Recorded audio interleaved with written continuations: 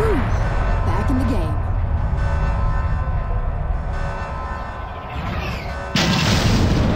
Let's get started. Tower defense, done to death. First-person shooters, how about first-person snoozers? They were overdone years ago. But hey, combine the two, and all of a sudden you got something. First-person tower defense?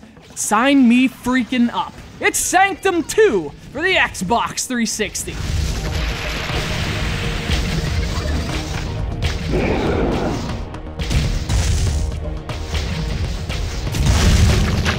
And spoiler alert, Sanctum 2 is a sequel. The original was released in 2011, so the whole first-person tower defense thing isn't as new as it once was. But it's still pretty great. The thing is, Sanctum isn't just tower defense from a first-person perspective. There's a lot of FPSing involved here. So in addition to just the mixture itself, it's the balance of that mixture that makes Sanctum so interesting. Game over. So you start by choosing a character. This is the first big change from the original, as Sanctum 2 has 4 characters to choose from. There's a soldier, a sniper, a grenadier, and your obligatory shotgun guy. Each one has their own unique weapons and traits, and finding the character who matches your own playstyle is key. It really adds another level of depth to the Sanctum formula. Once you've picked your character, you customize your loadout. Pick your weapons, choose which towers to use, and then it's time to defend. Things play out as they would in any tower defense game. You have individual waves of enemies trying to reach your core, which you have to protect. And after each wave, you get to build towers with your available resources. If your core survives all the waves, you move on. Okay, get ready. Reloading. Now, of course, the key difference with Sanctum 2 is that where a lot of tower defense games just give you that top-down look at the levels, this one puts you right inside them.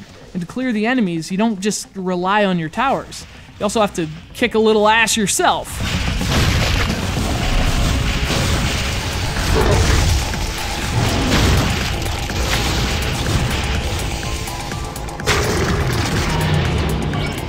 And it really adds a whole nother element to tower defense, because you're not just a commander anymore. Now you're down in the trenches. So if your tower strategy fails, you have the chance to make up for it with your trigger finger. And of course, the catch is, it's like 1 on 50. But fortunately, the game plays well as a shooter too, but you can't just blast your way to victory. In fact, Sanctum 2 makes sure you can. Your ammunition doesn't last long, so there's a lot of reloading involved. And it freaking takes forever. Obviously, that leaves you vulnerable. So you really do have to find a balance between an effective tower layout that does most of the damage, and then finishing them off with your guns.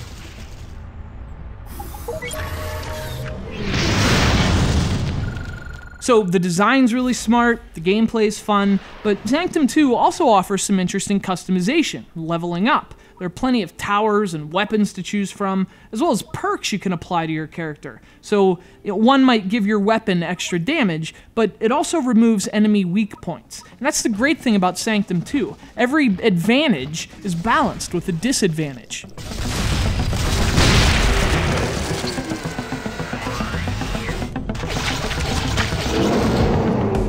You can play it by yourself, but obviously this game is just incredible with friends. Sanctum 2 offers 4-player multiplayer, which is really when it's at its best. But even going solo, it's a lot of fun to play, and it's really challenging. So yeah, you might be burned out on shooters and tower defense, but combine them. That changes everything. It's like a crunchy pretzel shell and a pizza-flavored filling. But Sanctum 2 is like the combos of video games.